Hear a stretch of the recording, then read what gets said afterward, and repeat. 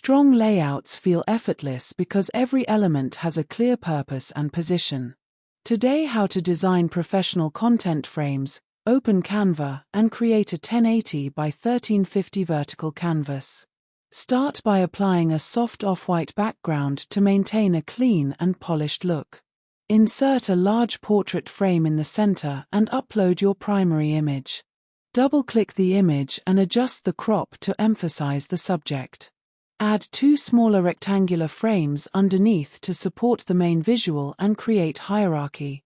Select the main frame and apply a soft shadow effect with reduced intensity for subtle depth. Add a thin border around the supporting frames and lower its transparency.